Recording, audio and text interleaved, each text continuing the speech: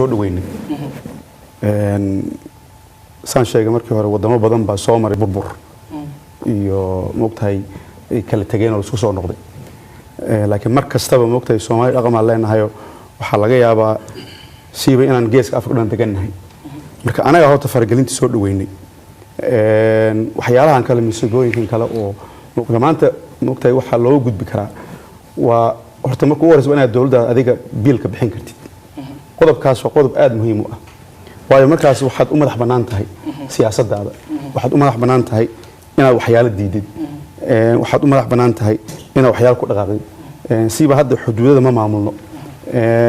awoodii lagu maamul lahaana ma haysano wasiir adoo raalli ah qodobka ku saabsan inaad maaragtay go'aan kan ma qaadan kartid sababtoo ah biilkii ma haysid iskuma hubtid marka wax kasta oo dhan haddii dib loogu noqdo